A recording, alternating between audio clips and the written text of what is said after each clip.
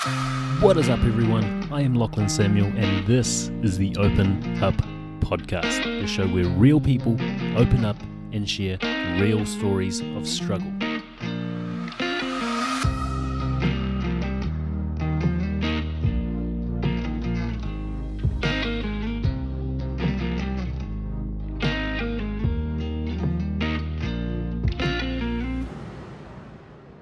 Good to go? Yeah, I'm ready.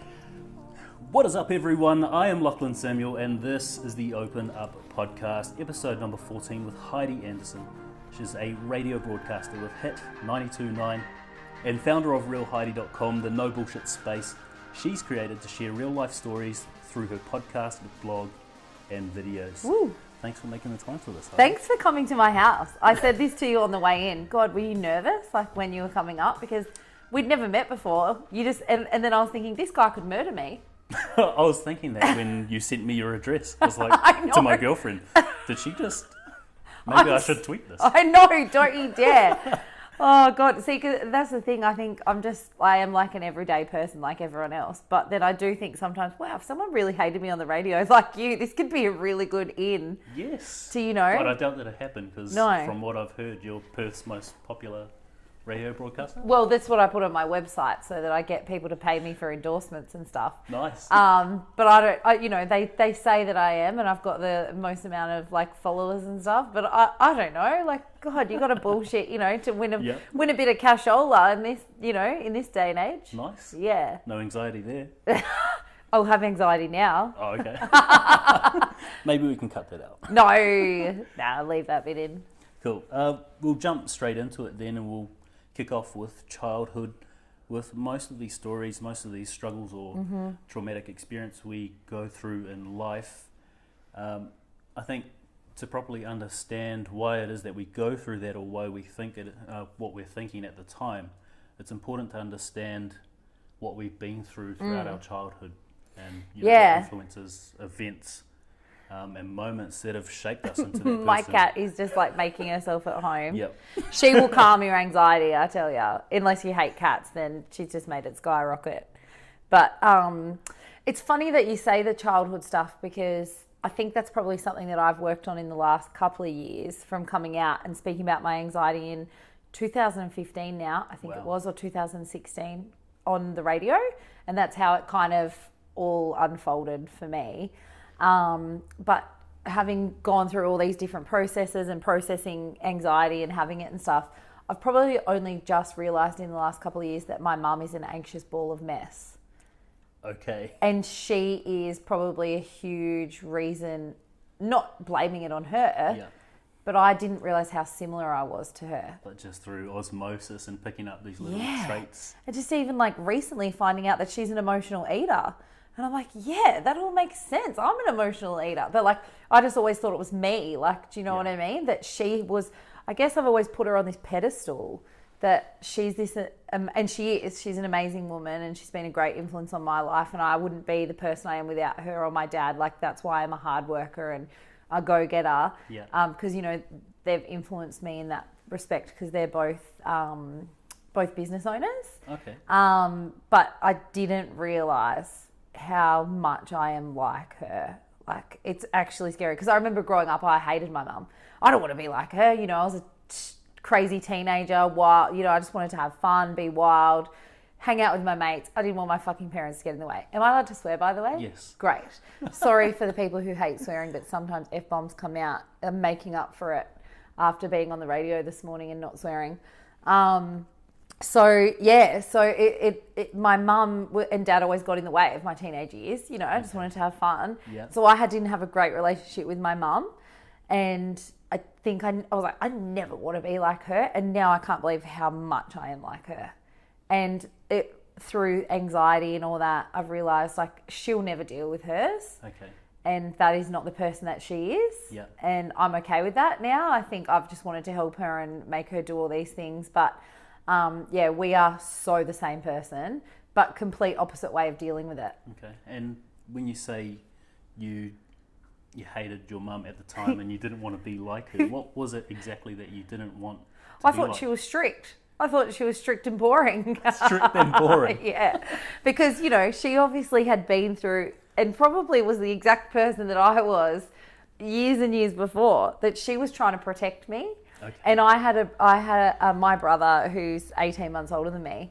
He had really bad depression when we were teenagers, and he would, you know, he wouldn't do anything. He wasn't the wild one. And so he was very, you know, and it was only that when he started to experience life and wanted to get drunk and do all this crazy shit, that I was like, oh, these guys are all right. Hey, like they're not too bad. Like, you know, they're fun parents all of a sudden. But yeah, so I think because they were, oh God, the cat's gone crazy.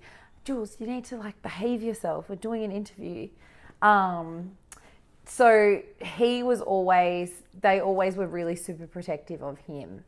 And I think that's probably why they were very strict at the start. Okay. Like, you know, of my first few teen years of life. Yeah. Like he was suicidal and everything. And I think Mum, like I've blacked out a lot of that. I think like I remember it how I want to remember it. Yeah.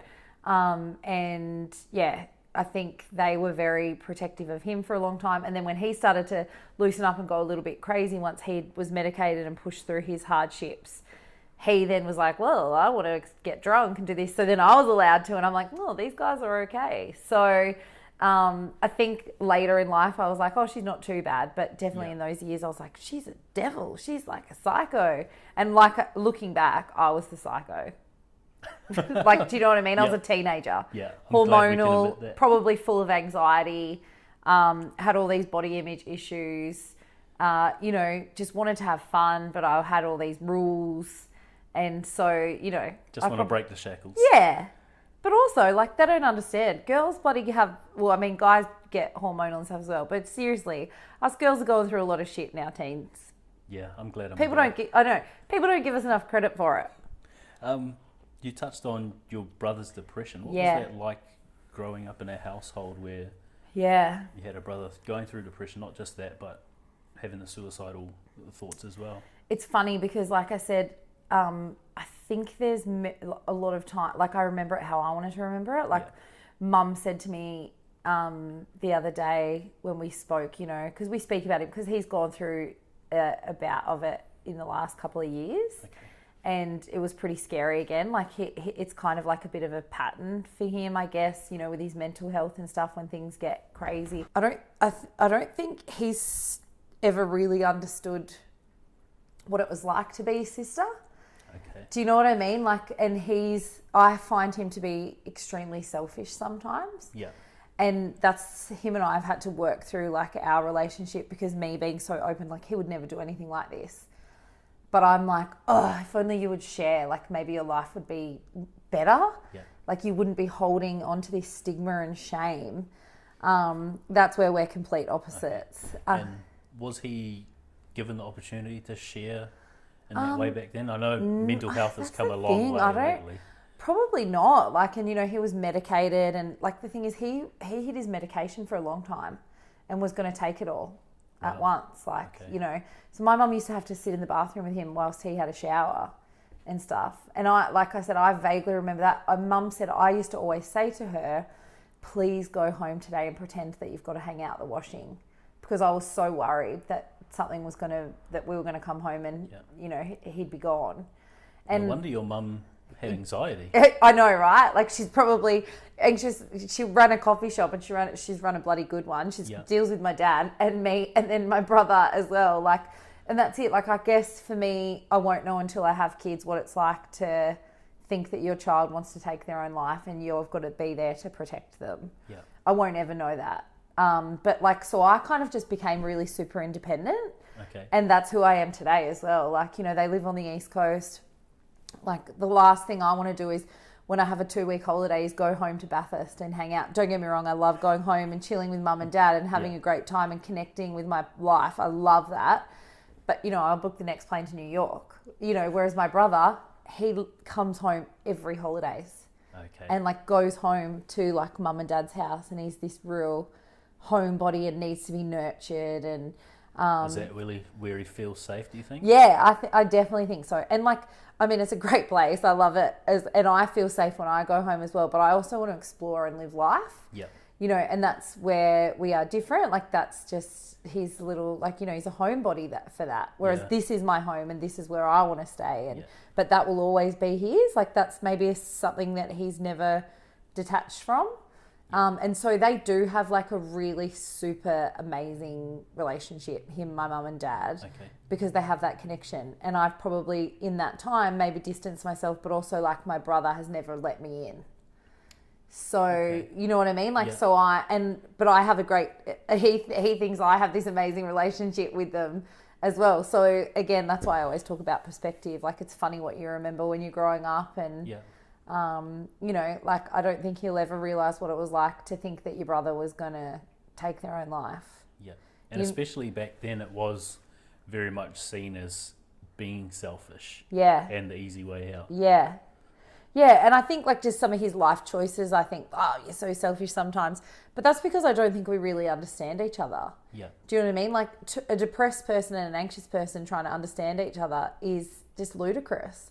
You know, and I remember sitting down with one of my mates, like Will, who I used to be on the radio with, and we spoke about having depression and anxiety, and I'm like, I'm anxious about dying, and whereas he, like, that's his escape. Exactly. Where I was like, that's fucked. That's probably the worst mix you could ever have. Exactly. And it was. And that definitely was in our studio. And I think that is like with my brother and I as well. Don't get me wrong. Like, I love my brother to death. I couldn't imagine my life without him. And I think that's, you know, like, sometimes I think he probably thinks, oh God, I wish he'd fuck off.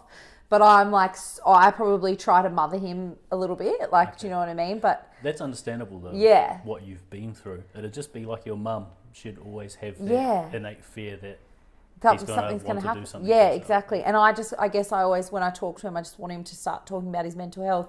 An amazing thing at his birthday last year, he had a 35th birthday, which not many people celebrate that as a milestone. But he had this massive party. And he had speeches and everything, and that was the first time that he owned his depression. Wow, in front of everyone. Oh my God, it was amazing. I couldn't stop crying, you know. And I was just so proud of him because I was like, oh, hopefully now he will be able to start to heal. Yeah, and I think that's a big step for someone with depression as well.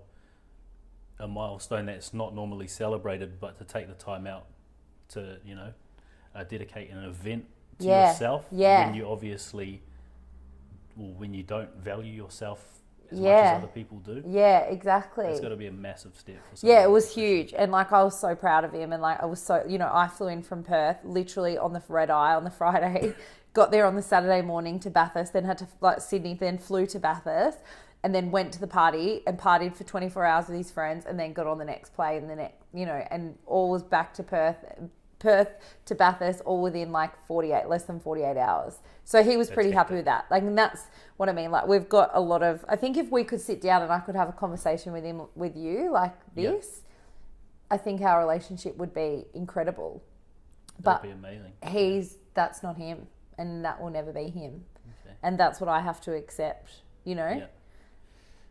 What do you think would help open him up to the possibility of being open to share like that? I mean, did you first share that time that you're talking about on the radio, or did you start sharing? No, like, I've just always been a sharer, and so is my dad. Like, we both wear our hearts on our sleeves, and my mum and him are very private people. And he knows that I've spoke about him. Like, I'm sure he does. And, you know, like, I remember a few years ago, I got asked when I was working in Bunbury on the radio to share, like, for Are You OK Day, because I didn't realise I was fucked up with anxiety at the time. But I got asked to speak about, and that's no offence to anyone else with anxiety. I take the piss out of that, you know. But, we're all fucked up together. That's what I love about life. But I didn't realise how, you know, my mental health issues, like, that was just the norm. And I got asked to speak about him at Are You OK Day. And that was when I realised how, like, traumatised I was from what I went through with him Do you know what I mean? But like, I don't think he ever really, he's so his own person, and he's very old traditional, and he hates chit chat. And funnily enough, so do I. Yeah. But he wouldn't know that, because he thinks when I'm talking that, he's like, oh God, I wish you'd, because he wants to talk about politics or this and that. Well, I couldn't think of anything worse. Okay. I want to have deep conversations like you and I are having now. Yeah. But both and I, that's where we're really similar. We hate chit chat, but we wouldn't know that because we don't get to know each other enough. Yeah. And, you know, there's little bits I'm sure that my mum shares with him, like, oh, Heidi spoke about this. And, you know, there's times that I've like delved into, you know, trying to get him to chat, or telling, you know, I've asked him to come on my podcast and stuff. Okay. But yeah, he always is like, no, you know, that's not me. And, or back in the day, it used to be, shut up, Heidi, I don't want to talk about it. And I'll go, okay, at least I tried. Yeah. It's all about trying. Yeah, exactly. One day he might change. Yeah, I hope so for him. No one else but for him. Okay. And saying you didn't have the best of relationships with your mum because of how strict she was. Yeah, oh, back to that. We got sidetracked, didn't we? How was your relationship with your father? We were really close. So both them super hard workers. Yep. Grew up in a small town called Bathurst. So about 30,000 people. Both them, they're like I said, business owners. Dad was a draftsman. Mum owned a coffee shop, and she started that coffee shop when I was quite young. I think must have been like 4 or 5, my brother and I. And she was a dreamer, never going to achieve anything in her life. You know, just would dream about it. Okay. Dad's the go-getter. Yeah. So he pushed and pushed for her to do that, and then so for a very long time we spent a lot of time growing up at the shop. But that I have really fond memories of, you know, like after school, that's where we would go with our friends and stuff. But it would have been like teenage years that, like, you know, when I wanted to smoke cigarettes when I was 9 years old, or like 9, 10, 11, 12, like when I was playing knock and run and running up phone bills, like calling sex lines and all this stuff. Like I was just, you know, when she was at the shop trying to achieve her goal. And I think about that now, she was my age. You know, I'm in the peak of my career, or, you know, the start of my career, this amazing career. And if I had a bloody 8, 9, 10-year-old at home or whatever that's running up the phone bill and like running wild, like that would be stressful. And I'd be a bitch too. I'm sure sometimes it's stressful having a cat. Exactly. We just had to lock the bloody cat out. So I can understand why she was probably and if she was as anxious as, you know, of course, what I've seen with myself and what I see in her today, then shit, that must have been hard. Like no wonder, you know, she was like always on like fight or flight mode. So me, I just wanted, like I said, I just wanted to have fun. I just wanted to like do whatever. Yeah. But then teenage years, like she was like that. I got really close to Dad. Dad was the one that would take us to sport. Dad was the one that would take us, you know, drive us, pick us up from school or whatever. I mean, she would be there sometimes, but I got super close to my dad, and I was always Daddy's girl. And then, but it's funny, and you know, I guess that's the whole psychology of life. And you know, when you're kind of mature and you develop, and then you start getting interested in boys and stuff, then Daddy's girl isn't like really appropriate anymore. Yeah. Do you know what I mean? Like, and then so me and my dad got very distant for a long time, probably late teens, early 20s. And same with my mum, and I probably really fell away from the family, and then I went and lived overseas and stuff. And it wasn't until probably then that I just started to get close. Like me and my mum had this was pretty much when I had, I don't know if I'd call it a breakdown, but I hit rock bottom in the UK. Yep. After partying, taking too many drugs, was bullied by my boss, you know, drinking far too much. My mum came over to stay, and I must have been like 26 or 27. And she stayed with me, and I was horrible to her. Like, I can't even... But I actually think, looking back, I had depression. Okay. And I was anxious. Yeah. And I'd taken a lot of drugs. In my life, I didn't know if that was the career I wanted in public relations, and I was thinking about radio. But I had a full moment with her, and, like, was so horrible, like, the 2 weeks that she was there. And that was not just a turning point for me, for our relationship, but for my life. And I still remember just crying on the side of the road. There was a big like red London bus going past. And I'd had this horrible phone call from my boss, and all I wanted to do was go drop my mum off at the airport. Like, we'd had a horrible time. Like I said, I was so mean to her. And she'd travelled all that way, like, you know. Yeah, it's a big commitment. Yeah, and like I was horrible. Even to the point that I actually believe that my brother disliked me for a few years after that. That's why our relationship was strained, because I was so horrible to her. Like, she came home broken. And, you know, her only daughter, and like she probably wanted to be best friends with her, but I was going through my own issues, you know. And now looking back, I'm like, that was a huge moment for us, because that was when I decided I was going to chase my radio dream. That was when I decided I was done with that place. That was when I decided that this boss, who just pretty much was going to make me miss seeing my mum, say goodbye to her because I hadn't done this at work or whatever, was dragging me back. That was when I was like, fuck all of this shit. Like, and that was when I got home. I got diagnosed with depression and anxiety. Yeah. Wow. Yeah. So, like I said, it was all very much like lifestyle and everything as well. Yeah. But yeah, that was probably when her and I got close. And yeah.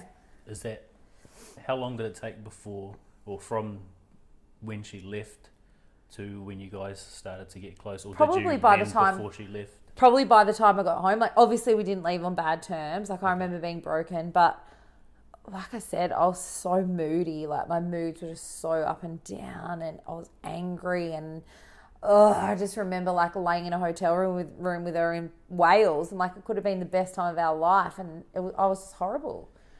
Yeah. Like, and like you said, with her having anxiety has largely been in that fight or flight. And if you are in fight or flight, you know, your brain's wired to help you escape from predators. So yeah, being in fight or flight, you're always trying to get away from the threat. Yeah. So in a sense, your mum could be the threat, and you're unjustifiably letting it out on her. Yeah. Oh, yeah. And like, I believe too, like, and one thing I've learnt with my anxiety in the last few years, being so self-aware and educating myself and learning so much, that also, like, a big thing for me is I get angry when I'm really anxious. Like, anger comes out. Anger is an emotion for me. Yeah. When I'm super uncomfortable, when I don't know what's going to happen, like, you know, I get angry, and you know, and that's like with Will and Woody, working with them on the radio, and you know, and going through like emotions with them, and like a brand new show and stuff. When we first started together in Perth, anger used to come out because I was so anxious. Okay. Like, so it's funny, like, you know, and you know, a lot of people don't realize that, and that's what, like, when I talk to people a lot about anxiety and stuff now, I'm like, it's a big thing. Anger is a big emotion that you'll get, and a lot of people don't realize that. And is that something that you feel like you picked up from your mum or developed yourself? No, I reckon that was just developed like a defense thing. Do you know what I mean? Like, that, I reckon maybe the anger might come from my dad. I'm very similar to him. Okay. And I reckon he's got his own issues as well. Yeah. That's what I mean. Mental health in our family is rife. Like, his mother committed suicide. Wow. When he was a baby, and so he lived his whole life without a mum. That's got to mess with how you value yourself. Yeah. If you feel like your mum doesn't value you, then and you know, what like, hope do you have? Exactly, and like, that's what I mean. Like, they've done really well. They're great people, and they're successful, and they've raised an awesome family. You know. And so that's why I think that sometimes I'm like, when I sit there and joke around and say that I'm fucked up, or if stuff really does come up in my psych or healing and that, I'm like, shit, they've been through probably a lot worse, you know? Yeah. But for me, my story feels so much worse, you know? Because you're in it. Yeah, exactly. But yeah, so I think, you know, and my cousins have drug psychosis, and my nan, she was definitely an anxious ball of mess. Like, there's definitely a lot of mental health stuff that goes on in our house. But yeah, Dad's a good one to lose his temper. And if I look back at some of my patterned behaviour, especially like anxiety, and I drink a lot of red wine it's very relaxing for me. My dad is exactly the same. Yeah. And sometimes when his anger would come out, I'm like, that's because he's been anxious, but he doesn't know how to deal with that. Yeah. Does he still just deal with that through? He's just a grumpy old man now. Like, you know, he's a legend, but like, you know, old men get grumpy. Don't you reckon? Like, women get really cool, calm and relaxed, and men get grumpy. They don't have to. That's not just from my family, that's what I'm getting. Whereas my mum's so much more calm. She's the calm one now. Yeah. And Dad's like the grumpy old man. I think a lot of the anger that, especially from men who are old school, because that's how you were brought up.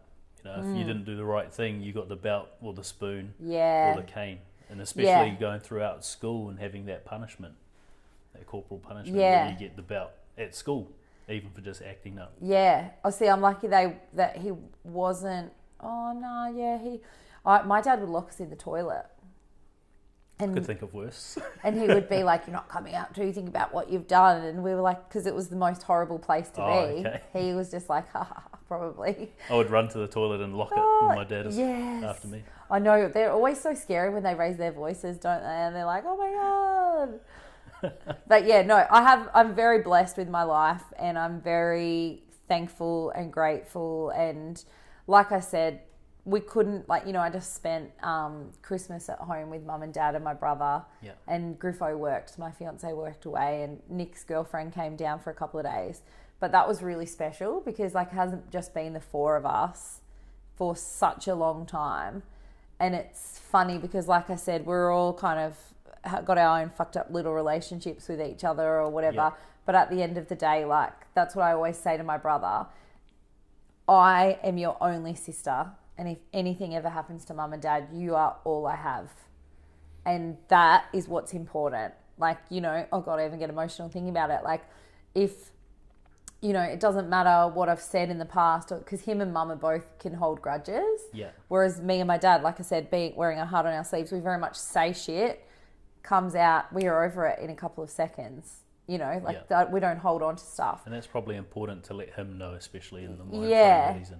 But I also think we're on our own different paths, and he's not similar to me, and he doesn't want to go on a path of self-discovery and self-awareness. And me and my mum, it's too scary for him. Yeah, but also I think that's just not some people. Hey, some people don't want to be open, and some people don't want And my mum, like I said, her and I are so similar, and she's so intuitive, and she's so caring, and she has all these things that are going on in herself, whether it's anxiety and all this stuff. And she's finally seeing a psychologist, and she was medicated a couple of years ago. And I'm like, there's all this stuff that you can do, Mum, and everything that I've been doing, meditation, crystal healing, educating yourself, exercise, the brain wellness spa, which I'm an ambassador for. I'm like, there's all these things that you could be doing, but she won't ever do it. And that's what I have to accept, that all of us in our family are all individuals, and we're all on our own.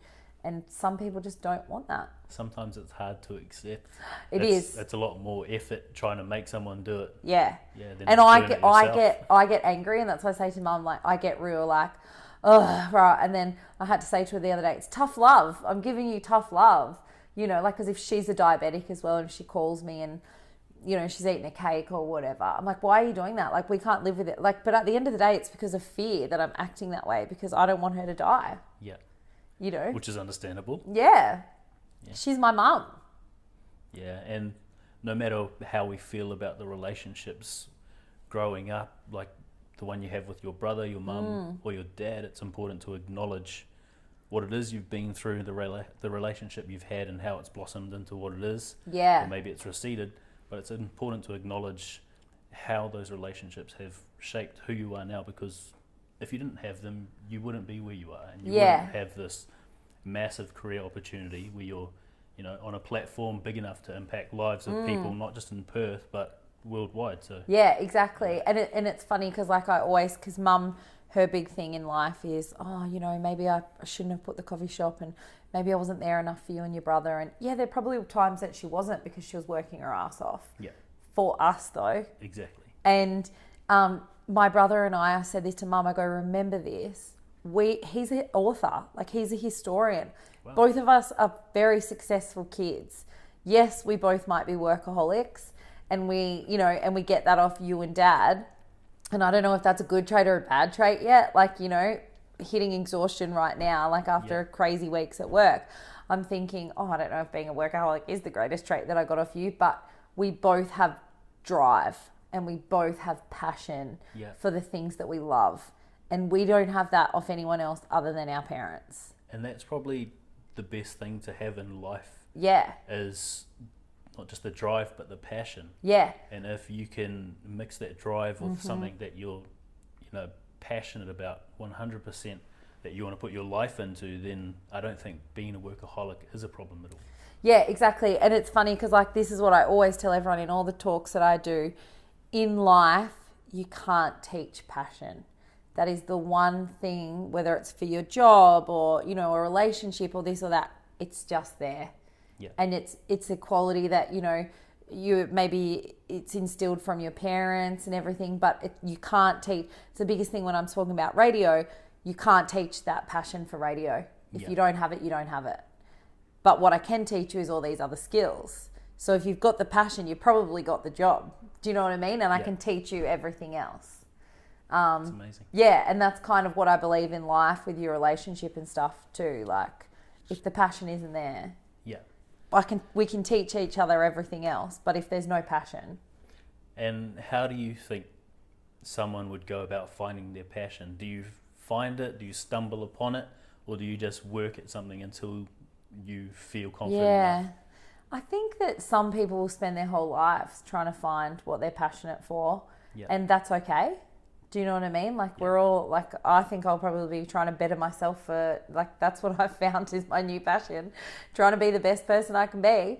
But I think like you can spend your whole life trying to find your passion, and unfortunately you might not find it. And that sucks, because to feel like the love and passion that I have, but I'm also finding passions in new areas now, which is exciting, scary, because I thought radio was life. And now I'm realizing, oh, hey, maybe it's actually not. There is stuff outside this bubble that I've produced. Yeah. But I found something that I was really good at, and that's what made me passionate, I was good at talking. I actually went really well, and like bosses were looking at me from all over Australia when I was in Bunbury, like, this girl's super talented, so that was exciting and stuff. But there's also some people that, my girlfriend, as soon as we finished school, she knew that she wanted to be a mum, and that's all she was passionate about. Okay.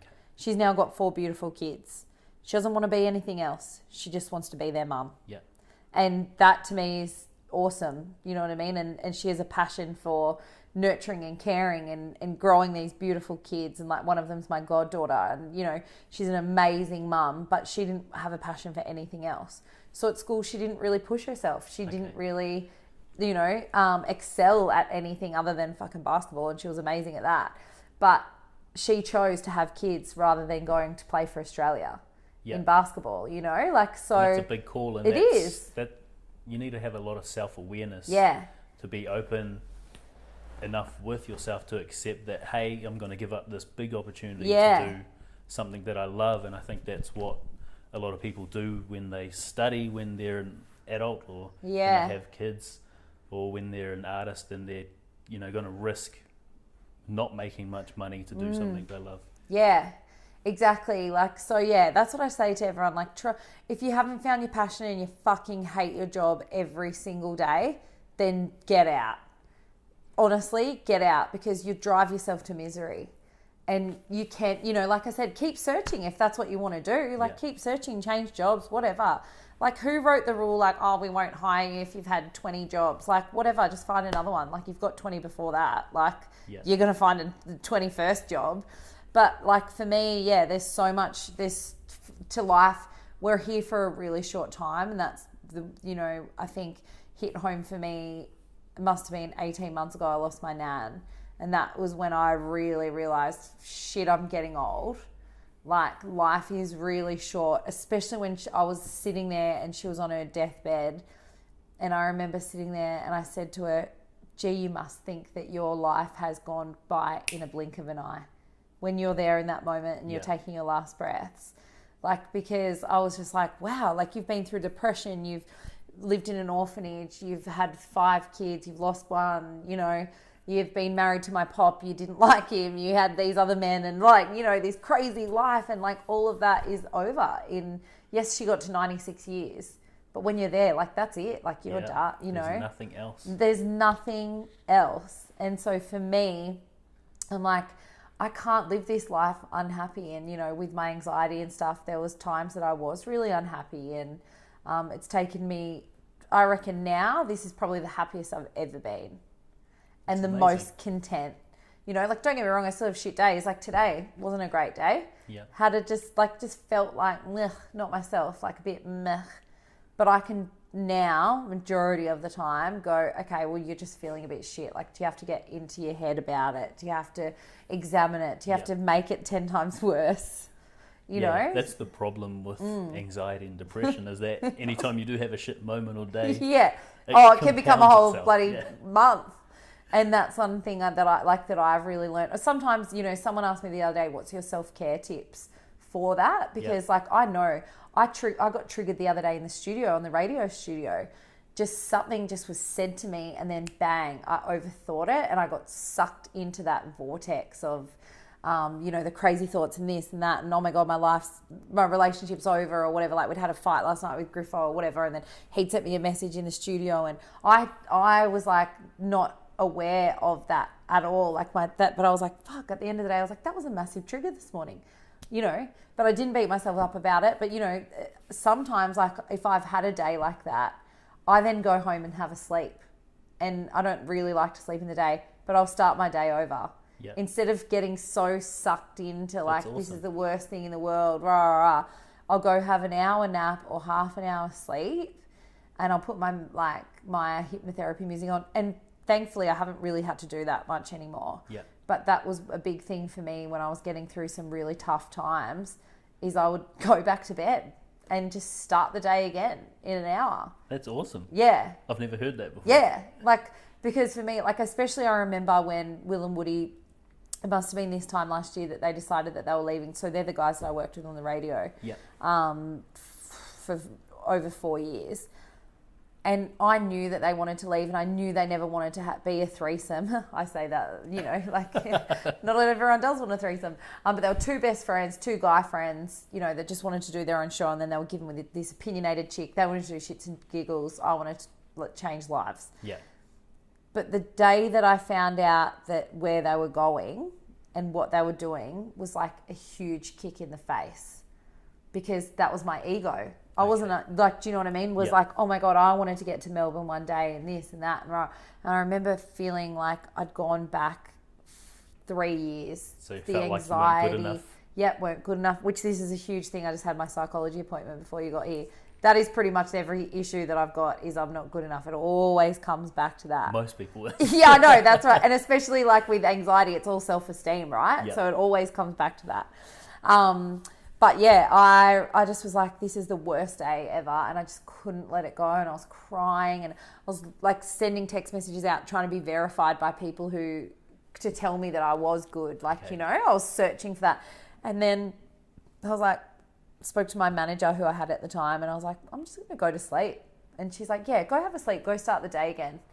And I woke up and I felt so good. Like, I just refreshed, and, you know, and that was when I was like, oh, that's a really good tactic. Yeah, that's going from that fight or flight to back to the autonomic system, where you are just in that deep relaxation and the brain gets to shut off.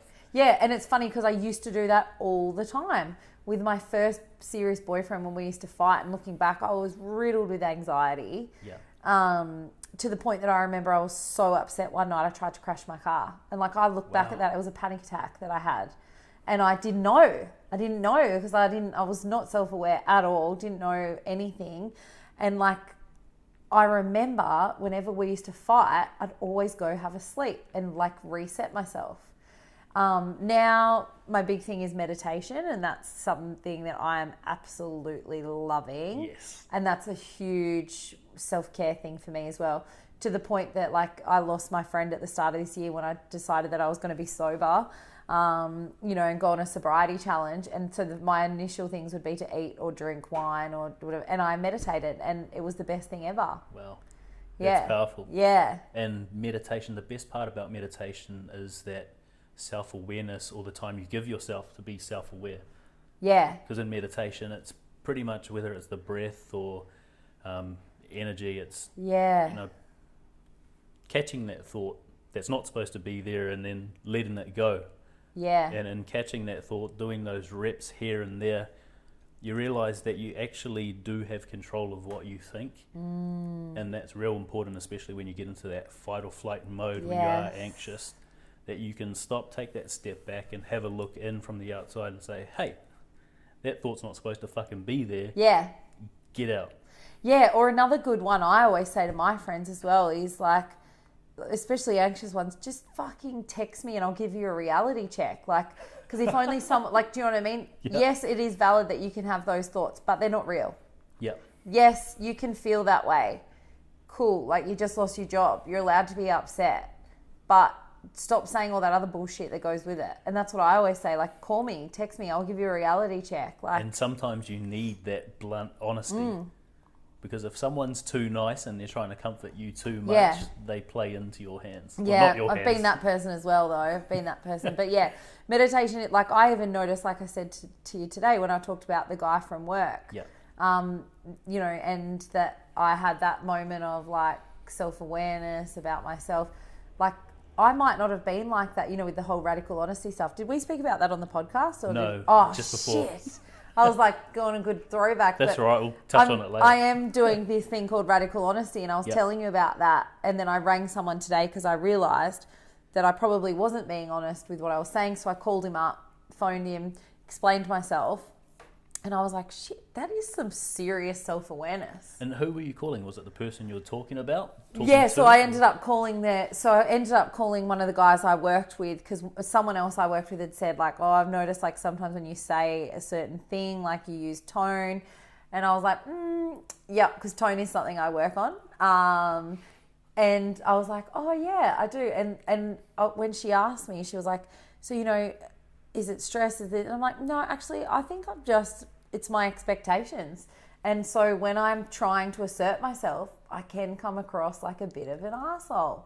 I did use another word, but I won't use it on this, the C-U-N-T. See you in the Northern Territory. Yeah, I'll see you next Tuesday. And so then anyway, I called him and he was just like, oh, don't even worry, like that's so fine. But for me, I was like, he doesn't know this, but that's a huge lesson for me. Yeah. And he doesn't have any idea, because he was just like, yeah, cool, no worries. But I'm like, he doesn't realize that this is all part of like the path, and, you know.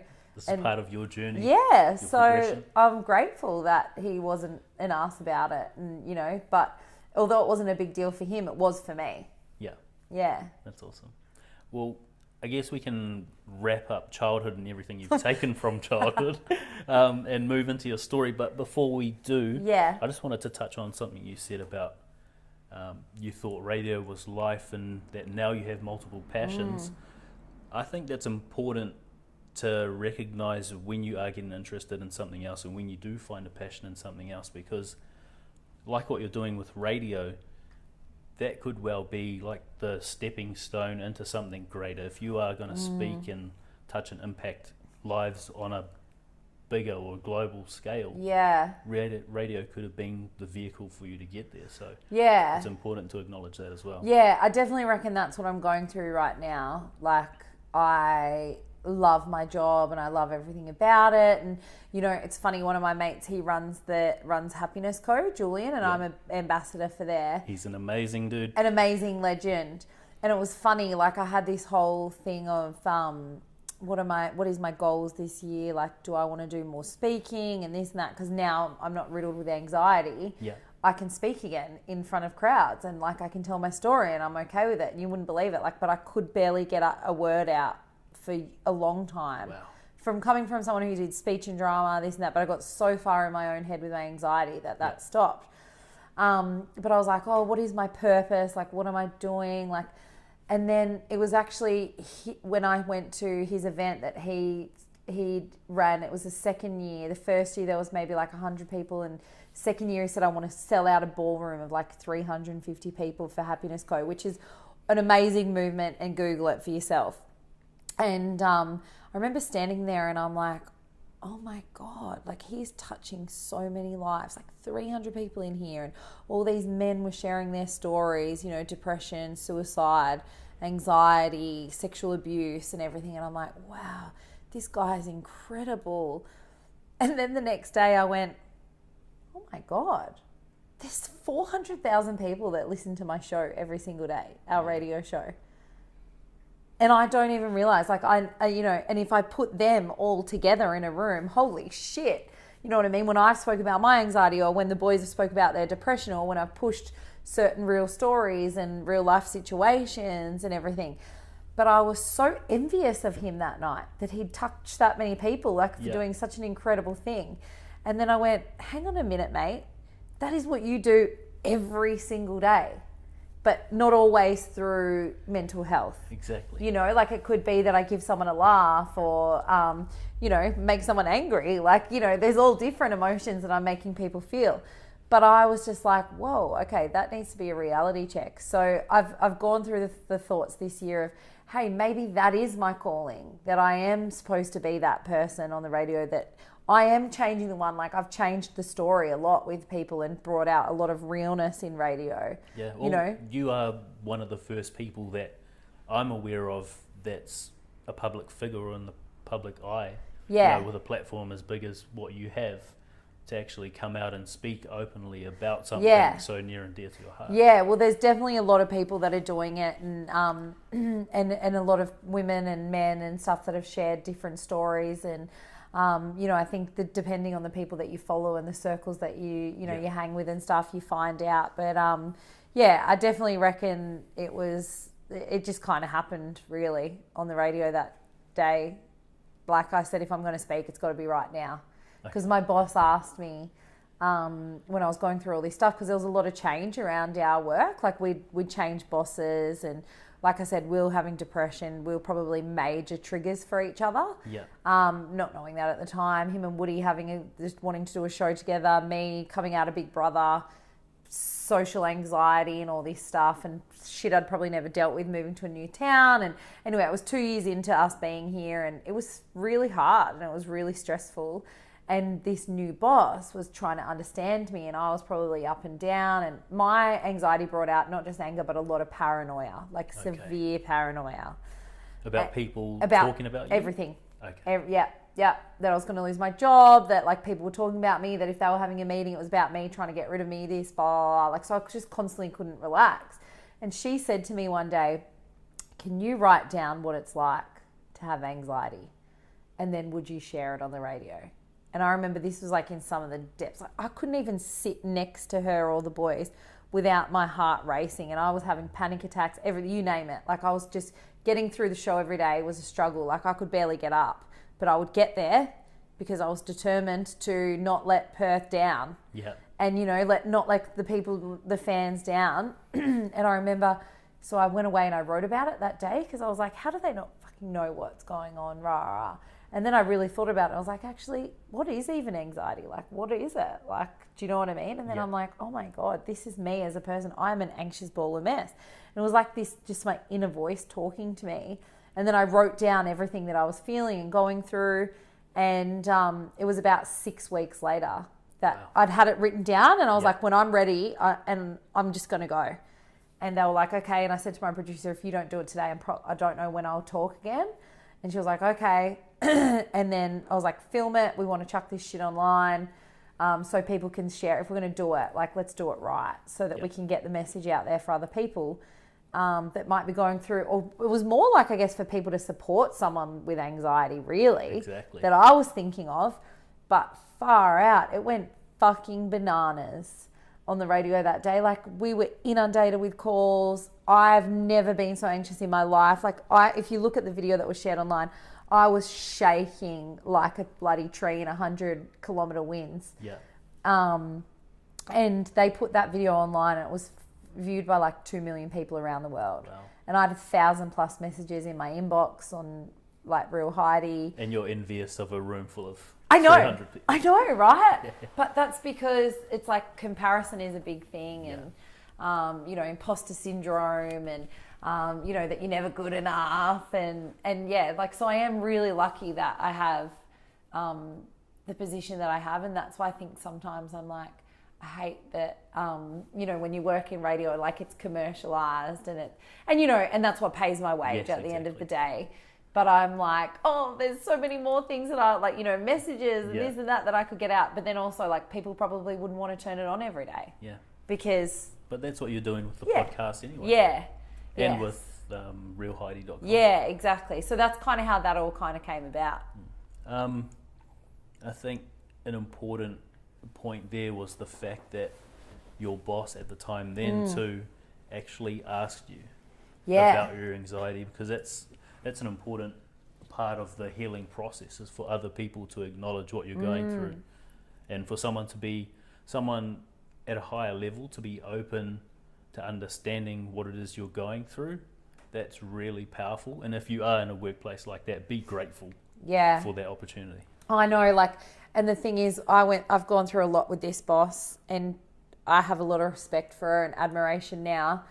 But, there was times that we didn't, and I'm sure that I was probably really hard to work with and deal with, but that's because I really didn't understand myself. Yeah. And I really didn't understand anxiety. And I remember it was at the end of last year with Will and Woody, the show, and it was hard.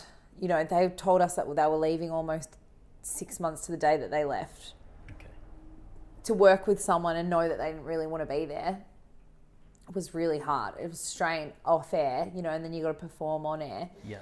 And there was a couple of days that I was like, I texted my boss and I'm like, I can't come in. I just can't literally come in today. I need time out. And I would never, ever take sick days. And I wrote about taking mental health days, and I got messaged by a few people, and they're like, there is no way that I could ever take a mental health day. And I'm like, what? Are you joking?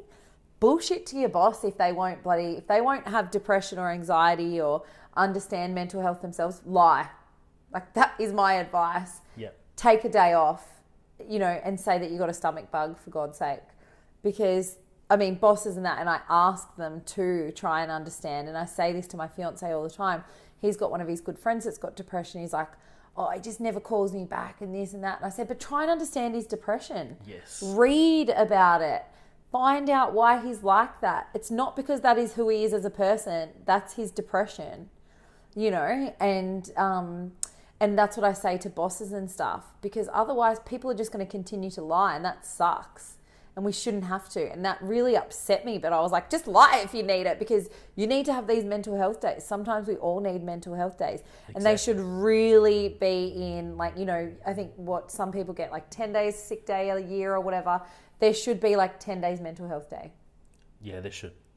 Especially through the social media age at the moment. Yeah, 100%. And there should be no judgment and no stigma, and you should be supported. And I know that's me with my rose-coloured glasses on, but that is where I want us to get to. I think we've come really far, but we have really, really far to go. I believe that we're going to get there before the end of our lifetime. I hope so. Especially with the work that you're doing. I was going to say, especially with the work that you're doing. Yes. Yeah. Vibing so but right it's now. true. I laughed because before on your way over, and I was like, oh, have a quick stalk of him on Facebook. And I saw that you're working construction. And it couldn't be more of, a construction guy sharing his emotions and feelings and coming to a radio chick's house and, and other people in the past and getting them to open up and talk about their stories. That's pretty fucking incredible. Yeah, it's different. It's I was still doing 4-in-1 on a gas plant last year, and we had someone commit suicide, someone hung themselves. And still the sentiment among the old people, when I was explaining this yesterday at the mental health first aid, the sentiment is still, well, that guy's a fucking poofter. He doesn't deserve to live anyway. That's so fucked. So I was there, and I was full meltdown mode. Didn't want to be there, didn't want to be alive. And so I just stormed off site, went into my superintendent's office, and I'm like, bro, I'm going to have a meltdown. Yeah. Help me out. Yeah. And, he was gracious enough, and he got me a flight home, sorted me out, and ended up giving me redundancy, which is amazing. Fucking amazing. Yeah. Just an amazing dude, but the sentiment's still there among most people, especially the older guys, that you don't deserve to live if you've got depression. Well, they don't understand it, and it's funny because Gruffo, my fiance, his dad is 60. He must be 70s. I know he's around late 60s, early 70s, yep. And he's a great guy, and we get along like a house on fire. But he's very old school, and if you have a problem, you just talk about it. No, you don't, mate. And like, but he had an injury a few years ago, and he'd never felt the way that he felt afterwards. He felt unmotivated. His spark had gone. He'd been on drugs, for his, and I am the one that's been like, that was helping him through. But I'd had conversations with him years before about how, like with my mum, with my dad's mum committing suicide. Yeah. Oh, well, like that's bullshit and depression and not understanding it. And then now I'm like, what he's going through and what he went through, I'm like, sometimes it comes around. But they're the ones that you've got to watch out for. Because they're the ones that are probably drink to hide their emotions and their feelings, and they've stored them away, and they've done a damn good job of it because they've done it for so many years. And I said to him one day, we were having dinner, and I said, Barney, you've lost your sparkle. And his mum just let me go and dig. And I said, and I asked him, like, how unmotivated you this, Sarah? I'm like, I actually think you've got depression. And she was just like, thankfully, like, he'll listen to you, because she's not going to listen to the wife.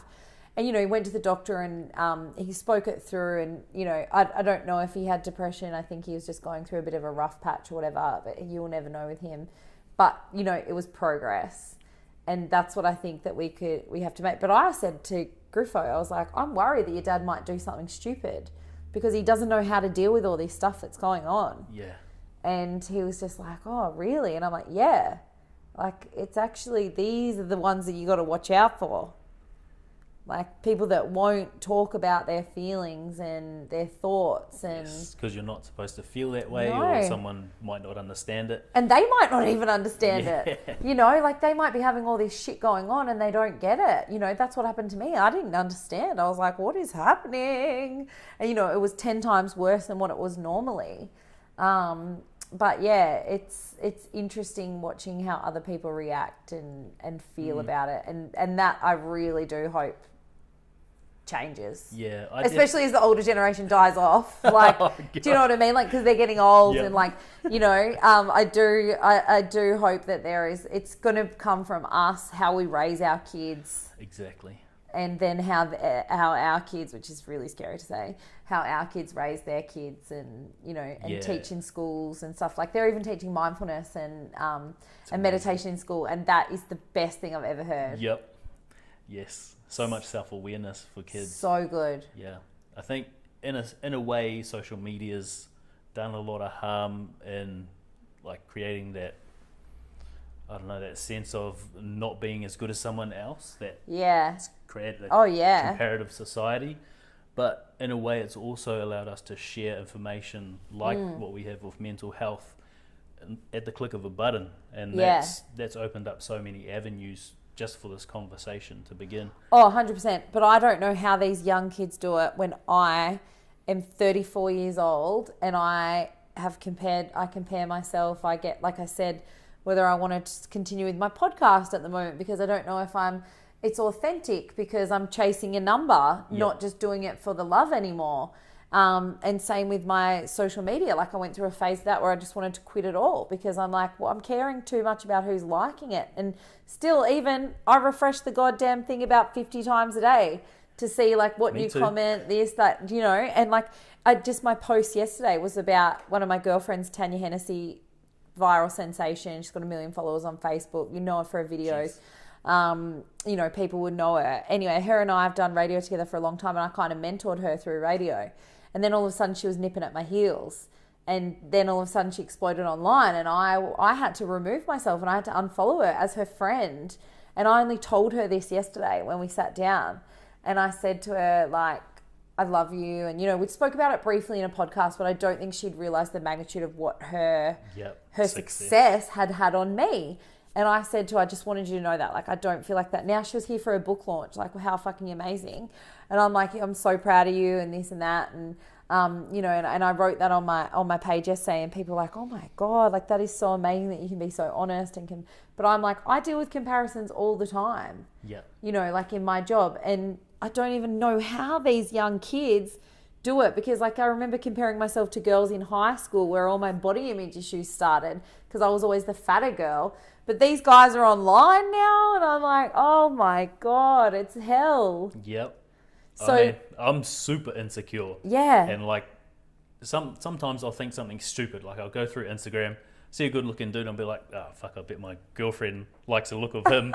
And it's like, what Are you the joking? fuck? You're such a good-looking fellow. But even it's funny that you say that, because even in your message, you were so polite when you first contacted me, and I could feel that you were like, I'm kind of hoping she says no, so I don't have to Yes, interview her. I was expecting you to say I no. actually thought that you were prepared, because I've done it as well. Like, oh, no pressure. Like, if you don't, I can understand you don't. But I'm like, that's also your insecurities. Like, you know what I mean? I want to give you a way out because I'm secretly hoping that I can say I tried, but yeah. And I was like, no, mate, I'm in.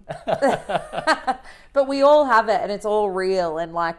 You know, and a good thing that I learned as well, like that might be helpful for parents with kids, or, you know, for even yourself as an adult. I unfollowed a whole heap of people, including my friend Tanya, which I now follow again, but she doesn't follow me now. Shout out Tanya. Yeah, big love Tanya if you listen, but she's too bloody busy doing her book launch. I unfollowed heaps of people, and what I did is my friend Dr. Kat, when she was helping me through some body image, like working through my body image and stuff, my negative body image that I had of myself, she said unfollow a whole heap of people for 2 weeks. Yeah.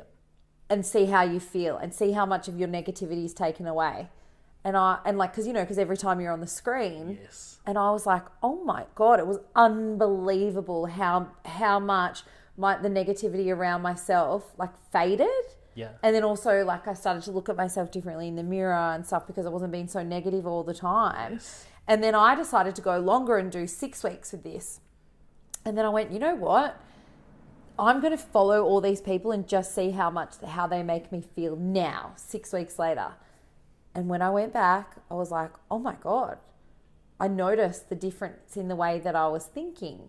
And like I say, these people are incredible people that have great bodies, that, you know, good people and this and that. But what they're putting out there was not good for me and my mental health and my vision of myself. But it was interesting to see how the negativity, how quickly it came back. Yes. And so I was just like, well, fuck it. I'm just going to unfollow all these people. And like when I interviewed Turia Pitt on my podcast, you know, Turia is an amazing advocate for mental health. So inspiring. But it's one of the most inspirational people on the planet. Who, for those people who don't know her, Google her story. But she was in the bushfires in the Kimberley, and she was burnt, and pretty much, I think over 70% of her body. Yeah. She follows cool stuff like like beaches, you know, things that she really likes, and that's what I've started to do. Yeah. And you know, I've noticed now I start to follow more people, but like say the Kardashians are who I can, although like I secretly love them, do it. And Geordie Shore girls and No. stuff like, but I now don't follow them.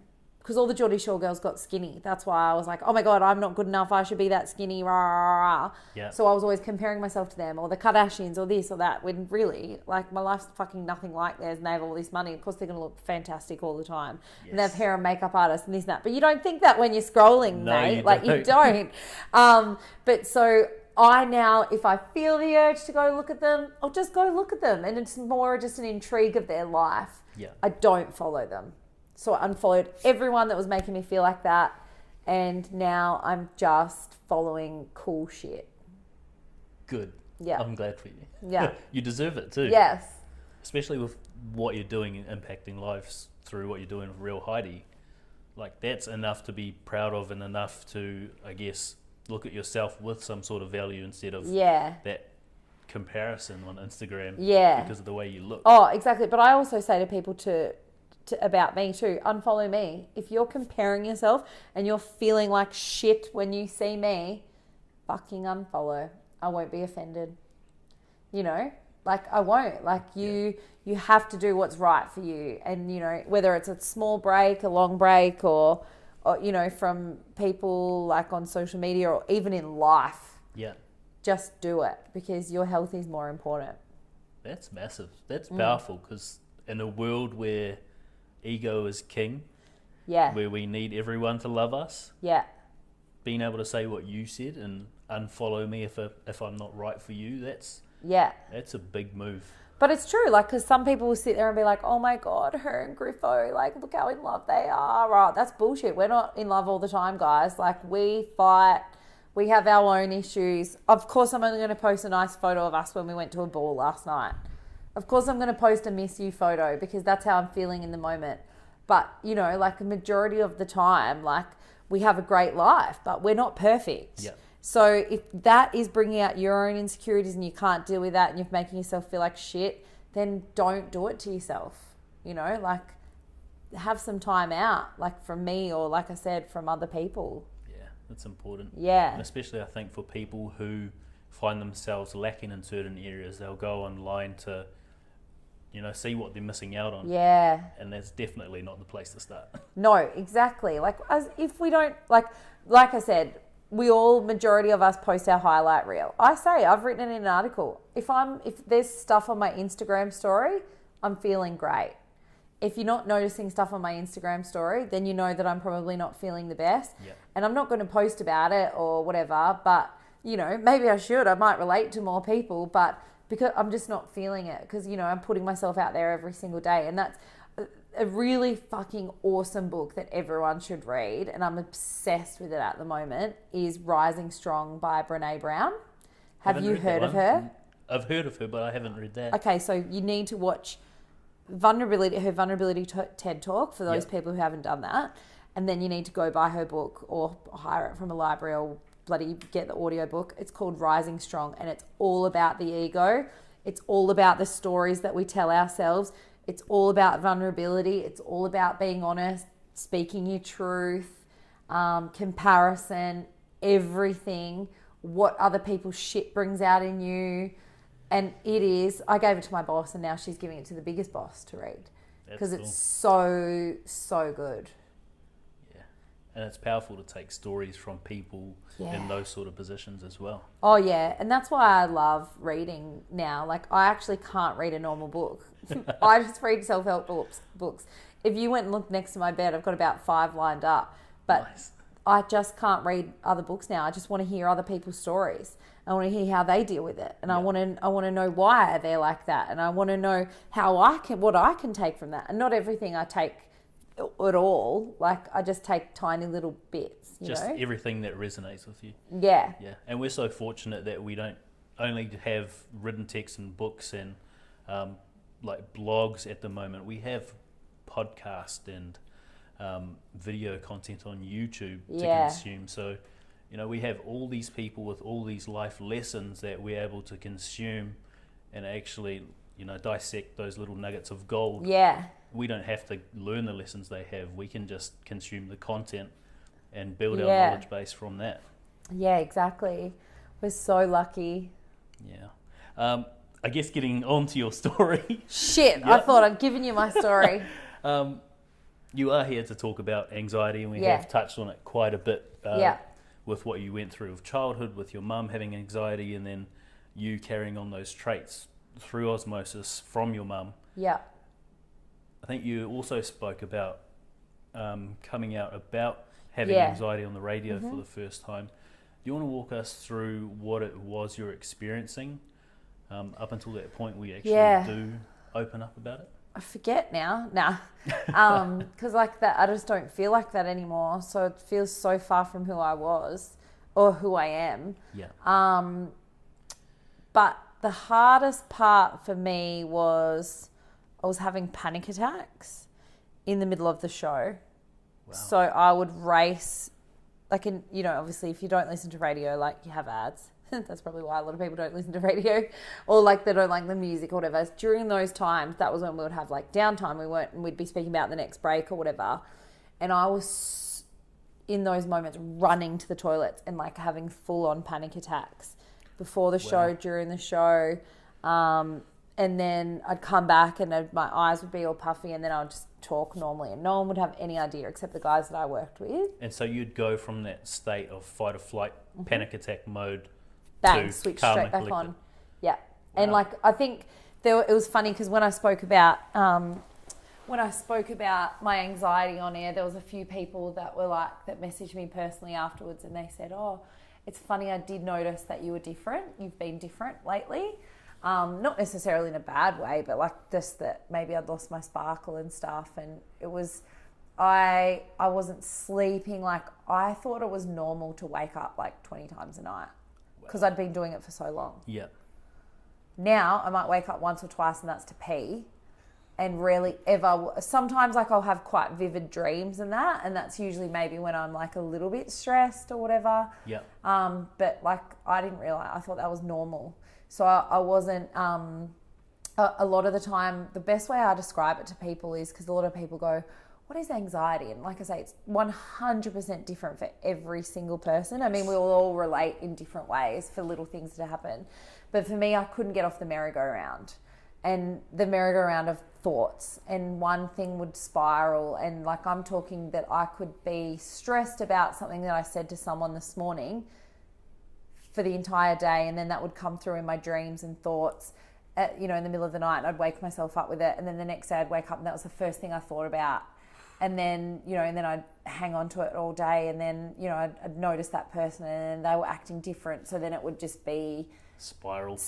And so for me, the best way to describe it is not being able to let go of stuff and being on the merry-go-round. Like once I get on, I find it really hard to get off, and you just keep going around and around and around and around. So, so not being able to let go was a big one for me. Panic attacks, lack of sleep, like thoughts just waking me up, like, Wow. and like they'd be all of a sudden be in my dream or whatever. I'm like, fuck, like piss That's off. a lot of stress. Oh my God, did never stop. Yeah. Did never stop. And and there were so many different things that were triggering me at the time. And like, I think for me, I was keeping it in. And so then I was getting so much paranoia that I wasn't good enough for my job, that I was going to get fired, that Griffo wanted to break up with me, because like I wasn't feeling like me. And then I would drink alcohol and I'd feel fine because I would like, it would all disappear. Yeah. And I'd be this fun, outrageous person, and or cool, calm and collected, whatever the mood was. And then the next day would be 10 times worse because of, the anxiety. Or like, and I, especially with alcohol, if I was blind drunk, I would wake up at 2 o'clock in the morning. Okay. And just like going through of what had happened, or if I blacked out or whatever, like trying to put the pieces together, and then what have I said to someone and this and that, and just questioning myself. It was horrible. And it was like some of the toughest times of my life. But like, I'd get really sweaty palms, I get real sweaty back, I get short of breath, I get the sweats on my head. Even now I'll physically sometimes get signs of anxiety. Yeah. But my brain, like through all the work that I've done, which is like I said, meditation, my psychologist, the brain wellness spa, reading, everything, that I feel like my mind is very clear and I have a lot of clarity. Yeah. But like I said, I'll sometimes still get the physical symptoms, and like, I carry it in my shoulders and my posture and my back, and even around my waist. But yeah, like sometimes when I'm really super anxious, I just won't be able to stop eating. Like literally won't be able to stop eating and I eat everything in sight. Jesus, I must be anxious. That's all I do. Yeah, no, well, I find sometimes like I'll really crave carbs, like, and that's when I'm really anxious. I'm like, I can't stop. I'm like, oh, and that's, but I think that was pretty much the main thing, was like not being able to get out of your head. Yeah. And, I've got friends that have felt like they couldn't breathe because there was, someone sitting on their chest, and, all different kinds of things that would happen to people. But yeah, for me, the big ones were like not being able to get out of my own head, to the point that I would live, and this is what the scary thing, for that 6 weeks, I don't really remember much. Like honestly, it's pretty blacked out. Yeah. I'm not surprised, because when you are going through anxiety, you are in that constant state of fight or flight mode. You are releasing that adrenaline, the dopamine. You're getting that kick pretty much all day, and then when you go to sleep, you can't sleep. Yeah. So you wake up and you're delirious, you're tired. Yeah. And you're just not firing like you should. No, and like I would have sex, I would do all these things and wouldn't even really know that I was doing them sometimes, because it was just like, you're just like a bit of a robot. Yeah. You know, your body is there. And you know, it's funny, one of my mates, he has got psychosis, and we joked around the other day, because he was getting me to explain it. And I said, oh, you know, it's that other voice in your head. Like, I could be sitting here talking to you right now, but there's another voice there, and it's talking to me and this and that. And yep. obviously we all have our inner voice. Yeah, we all have our inner voice.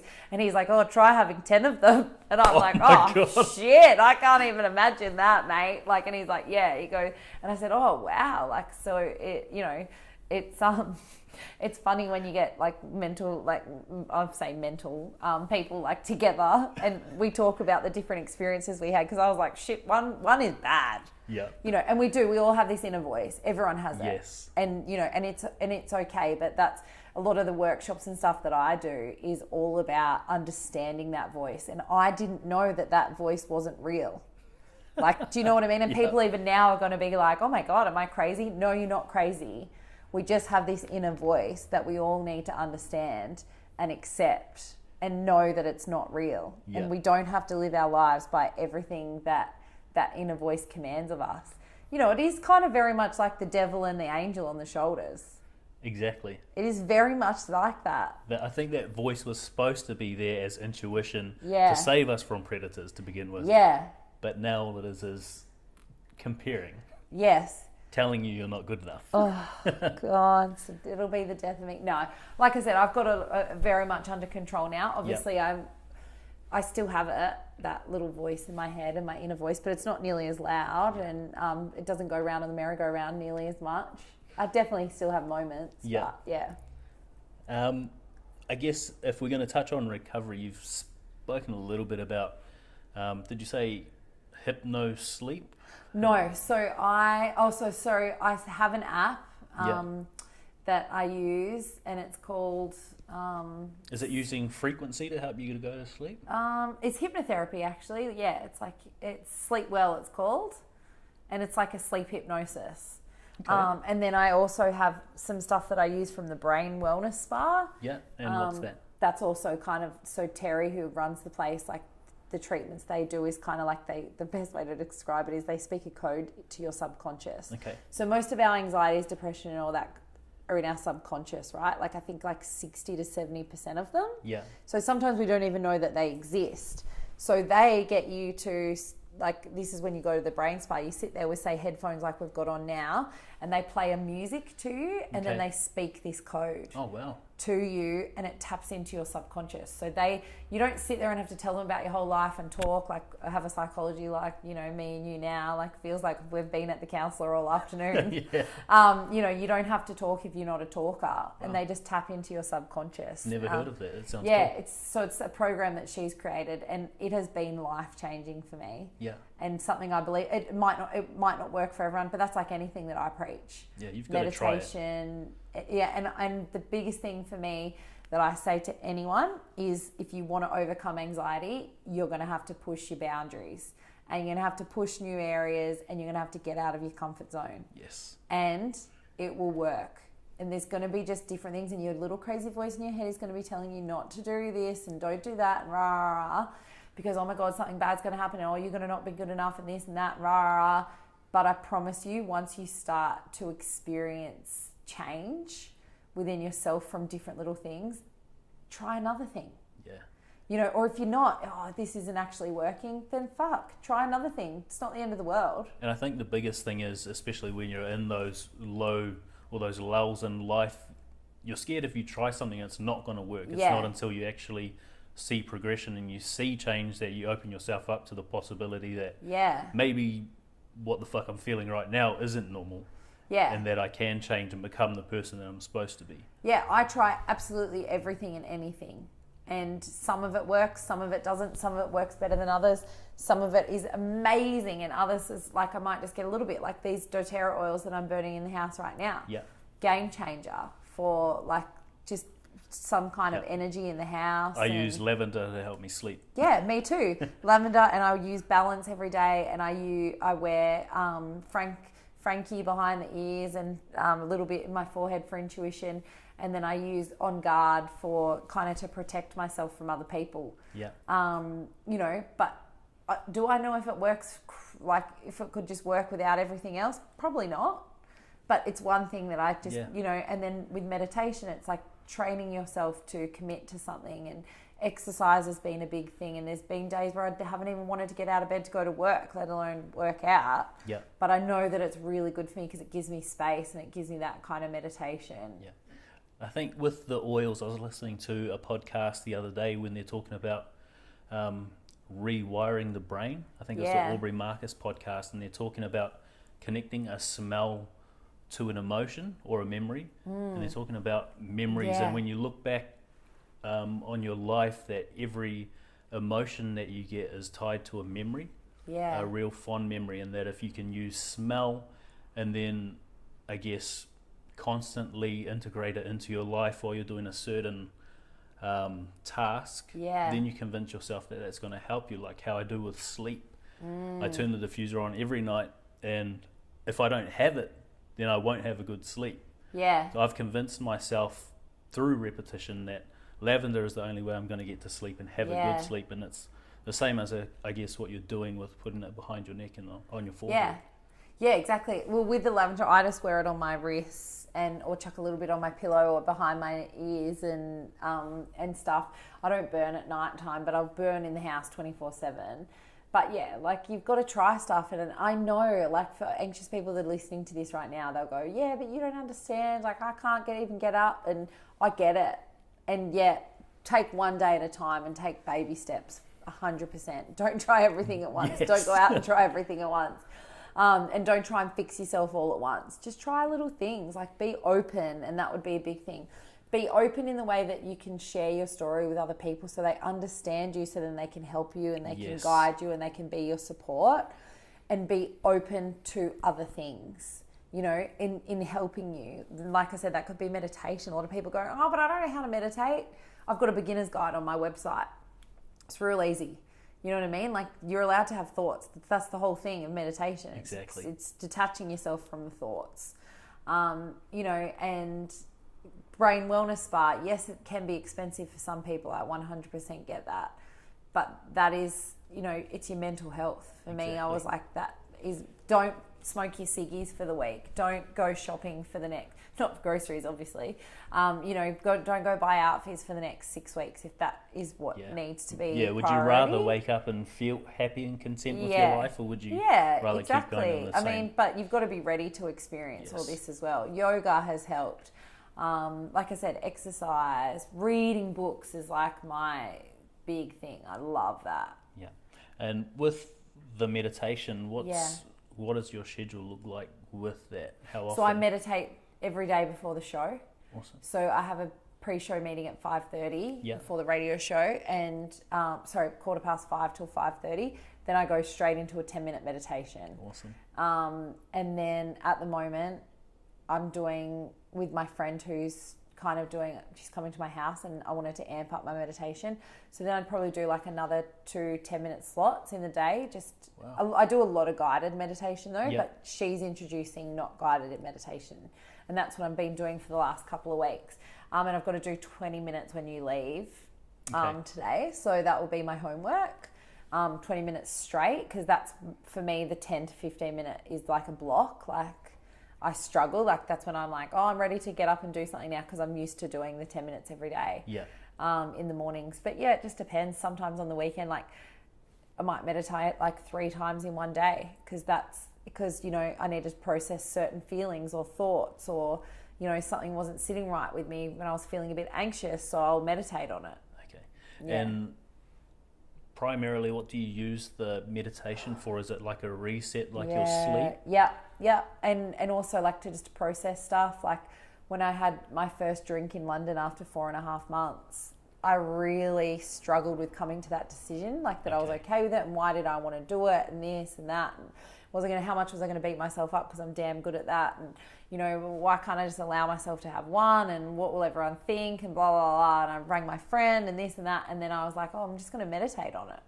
And then once I meditated on it, I was like, I think I just want to do it because I'm happy, and I want to have like a drink.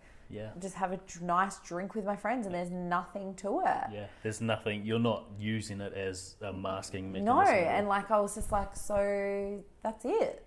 But then, the next day came the beating up and this and that. And I felt like shit and felt like I literally had depression and the booze blues. And then so I meditated literally three and a half times that day. I even meditated on the way to the pub that night to meet my mates. Awesome. In the back of the cab, I said to the taxi driver in London, like, sorry, I can't speak to you for 10 minutes. I need to meditate. And he's like, what? And I listened to my meditation and I just prepared myself for the night ahead and just visualized like, okay, if you're going to drink tonight, just have one drink. You will be okay. They were going to get on the coke and get blind. And I was just like, that's not who I am anymore. So I was like, okay, I just prepared myself and I talked myself through that it was okay. And I was, I guess, like safe and, you know, and I will be fine on my own and they can do whatever they want to do. That's fine. I don't judge them. Although I did a little bit. But that's something I'm working through right now as well, is judgment whilst I'm getting so judgy. That's a whole nother podcast, my friend. Yes. Maybe on Real Heidi. Yeah, exactly. You can do a blog about being judgmental. I know, being judgmental when you've done it all yourself. I think that pretty much covers the recovery. What are the biggest lessons or takeaways you'd take from, I guess, right throughout childhood experiencing anxiety within your family with your mum, and then taking that into adulthood and now having, to a degree, overcome it?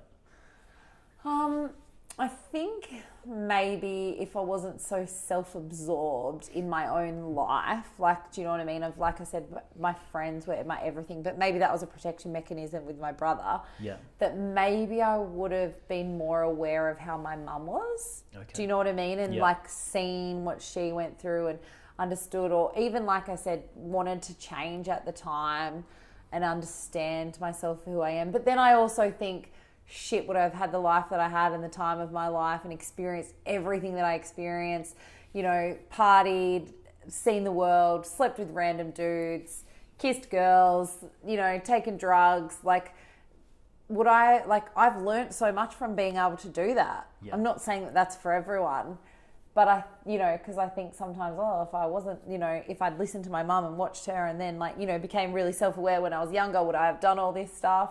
But I think it was probably more just, I kind of think, be open and honest from the start. And I think maybe even like with my mum, she could have been a bit more open and honest what she was going through, but she was just always trying to protect me. Okay. So, you know, if you have kids or whatever, like, maybe start to talk about your own shit. Yeah. Don't avoid it, so that then, you know, that they know, like, I guess it's kind of like, you know, when you go to the doctor and you talk about medical history and stuff, like with breast cancer in your family or lung cancer or bowel cancer or any kind of cancer or whatever, you always, you know, you have to write down your family medical history.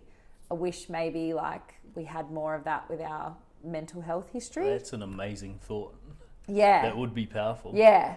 And so I think like, because had I have known and understood more, like maybe with my dad with his mum, then maybe I would understand my brother maybe more. Like, do you know what I mean? And and maybe if it was talked more about our mental health history in our families and had to explain it on paper or whatever, that maybe I would have understood, you know, a lot of things differently. But then again, like I said, I don't like to have regrets.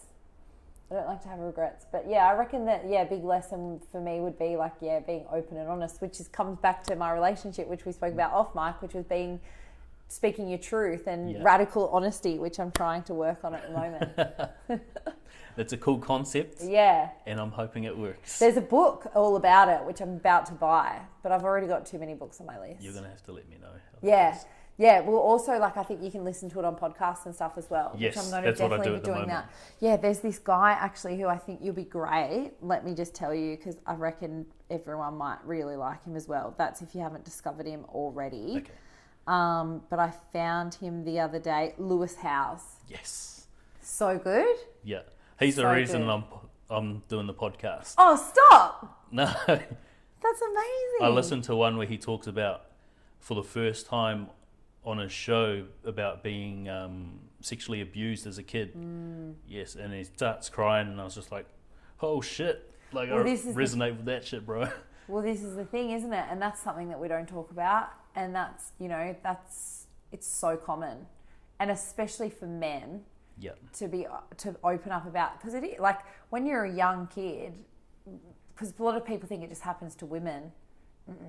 Yeah. Well, not the one coming out tomorrow, the one last week was a guy, Simon, who was sexually abused from 7 to 10 by his uncle. And then his parents wouldn't believe him when they told them. So he's carried that hate his whole life. And actually the Sunday just gone, he messaged me and he's like, bro, I just called my uncle and forgave him. I'm like, what? Oh my God, I'm just covered in Are you goosebumps. serious? Yeah. Yeah. Oh my God. It's crazy. I just want to cry. And he hasn't spoken to him since he told his parents about him sexually abusing him. What did his uncle say? He didn't tell me what he said, but he said he's forgiven him and like he feels good. Well, that is what the Dalai Lama and all that preach, isn't it? Like forgiveness. And it's true, like if you're to carry around, like I said, I think sometimes you can never forget things, but you can always forgive. Yes. And that sucks. And sometimes forgiving someone is about letting yourself move on as well. And that's it. As much as you hate someone or they've done this or whatever and you're angry and this and that, it is so true because you're the one that's carrying that emotion. They're not. Like, did that uncle even care? Like, do you know what I mean? Like, and that's the thing with life, isn't it? Like, sometimes we get so caught up in it, the energy and this and that and rah, rah. And it's like that and that's a big thing with anxiety. Yes. That person didn't even question the conversation that you had this morning. They've just gone on with their day and you've spent your whole day being fucked up over it and questioning yourself and beating yourself up. So forgiveness is a big thing for yourself as well. Like personally, to be able to forgive yourself is a big self-care tip, I would say. It's massive. And that is absolutely amazing that he did that. Yeah. What a man. Yeah. I'm hoping to do a video of him sometime in the future about it. Yeah. Moving on, want to be respectful of your time. Yes, because I've really got to pee. Okay, go pee. No, let's finish it. I've literally needed to pee for the last 45 minutes. I reckon I have a baby in there. Okay, we'll do some quick fire ones. Okay. Quality of your life right now. Like I said, I'm the happiest I've ever been. Yes. Very content. I've got contract negotiations coming up with work. Don't know what's going to happen, but not anxious about it. No, because you're amazing. Well, thank you. You can go to my house and tell me that every day. What have you added or removed to improve the quality of your life? You unfollowed the people on Instagram. Yeah. And what else? Oh, there's so many things. I could sit here and talk to you all day. I think it's like cutting out shit people in your life as well. Hell yeah. Yeah, and that's hard, especially when you share a life with a partner or a family and, and sometimes they're connected to the other person. But I think being able to, like for me, processing through meditation and stuff and cutting them out for me, but also accepting that they still might be part of their life. Yeah. But I think the main thing there is like getting rid of shit people, learning to say no. That's something I'm doing now. But the big thing right now, like I said, is the big thing. I'm a faddist, really. Like I love trying new things, and this whole new thing is radical honesty. And like people think because I'm real and I am vulnerable that I'm honest all the time, and I'm probably not. And that's not saying that I'm a liar or this or that, but I'm still protecting my vulnerabilities somehow. Yes. And in a way, we all tell what we want to tell when we want to tell it. Yeah. And so I think that is something right now that's big in my universe. That's awesome. Yeah. Okie dokie. And in your life, what are you grateful for right now? The funny thing is, this is another thing with meditation. I am so grateful for everything. I have the biggest grateful heart. Yeah. To the point that there are so many days that I just cry nearly every day. Like, because I'm so grateful and thankful, and I'm just like, oh my gosh. So beautiful. Yeah, like everything, like even just before you came, just hearing my fiance's voice when, when he messaged me from he just flew out this morning from wherever he is in the middle of the Western Australia, I can't think of it, Mount Keith, because he works away, and just hearing his voice. Whereas stuff like that's, when you're anxious and you're trying to achieve and succeed and this and that, you don't have that space of time and you're just like, go, go, go, go, go, go. Yeah. But I'm just grateful and abundant for so much. And I think, like I said, meditation has helped. And I was trying to explain this to my friend yesterday, and I said the most beautiful, powerful thing about meditation is it brings you back to the peace that you're born with. Yeah. And that is what I love, and that is what we're all searching for, right? We're all searching for peace and happiness, and that you're born with pure love. Yes, that's exactly. it. And so for me, I'm experiencing a lot of that lately. Yeah. And that is fucking cool, because one of the biggest things that I set out for my goal in the last couple of years was to find peace. So, yeah. You found it. Yeah, boy. Last one, if you had a billboard, not a 9291 one. Just joking. If you had a billboard, say on the freeway here in Perth. Yeah, which I do, but anyway, but it's got the other guys on it. But yeah, let's just say I had one for myself. Tens of thousands of people would see it every day. Yeah. And you got to put a message on there that related to whatever your mission or your purpose is in life. Yeah. What would it be? Stop giving a fuck. Yes. Yeah. That's the fastest response ever. Yeah, stop giving a fuck. And like that is just so much of my life. And, you know, I read that book, How to Not Give a Fuck, The Magical Art of Not Giving a Fuck. You know, and for me, like for so long, and still I have my moments where I care on the radio and I care what people think, but maybe that's like 3% now. Yeah. And same with like so much of my life, you know, whether people like me, hate me, this, that, whatever. You know, did I offend that person? Am I anxious about that? I'm letting go. And I think so many of us need to not give a fuck. Yeah. And give a fuck about the right things. Yeah, exactly. And if you read those books, like you learn how to give fucks. Like you get a certain amount of fucks a day, right? Yeah. Why are we giving away so many? Like to things that don't need us. It's kind of like, you know, when your mum would say to you like when you're a little girl, like, would you, you know, I remember her saying something along the lines of, like, would they be crying over you? No. So why are you crying over them? Well, yeah, really good point. Like, you know, and I think we need to carry on that as adults. Like, don't become an asshole. And they talk about this in, I think it's the magical art of not giving a fuck. Subtle art? Oh, no, the subtle art. No, but there's the magical art, which is by okay. Sarah Knight. Yeah. And she talks about, and there's a TED talk on hers as well.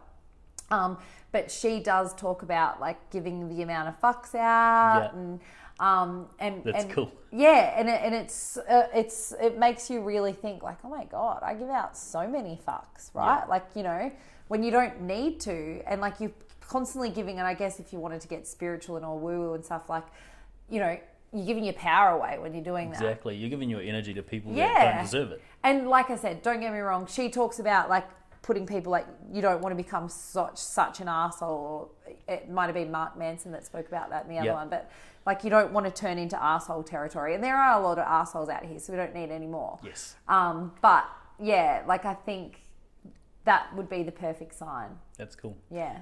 To wrap up, I want to acknowledge you for what it is you're doing in the mental health space with Real Heidi, with the videos, the blog, and the podcast, which I'm sure you're going to keep up. Yeah. Once you get over the fact that you were chasing numbers. Yeah. But if you want to download it, please go ahead. Real Heidi, Real People, Real I'll link Stories. it in the show notes. Yeah.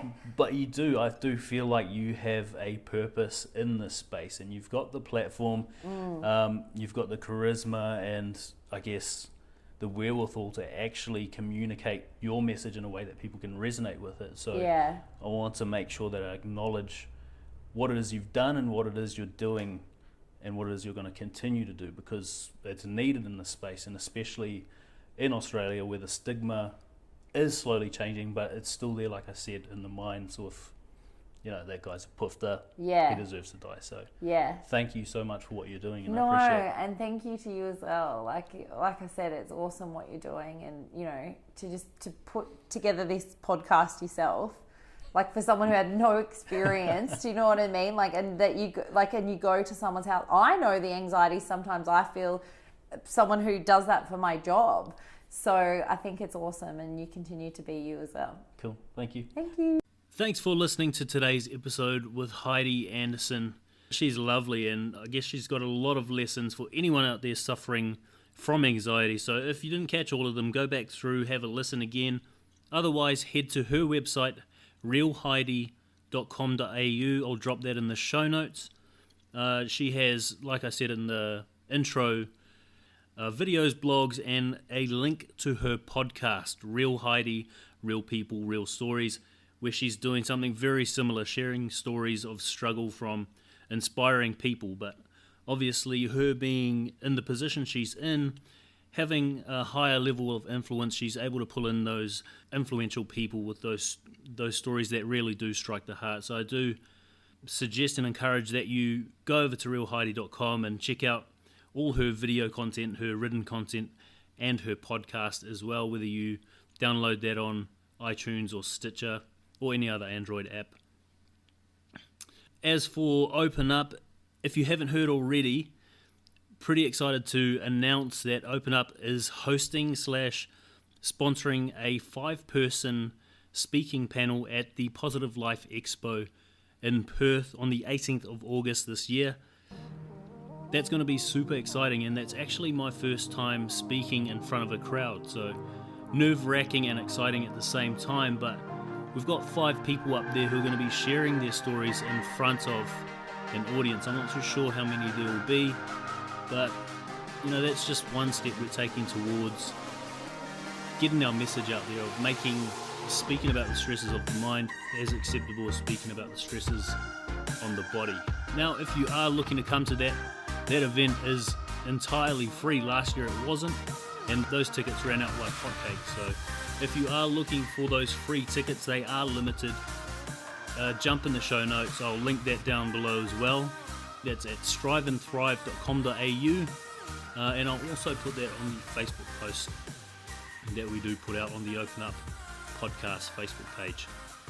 Like I said before, thank you guys for tuning in, and I'll see you on the next one. Ciao.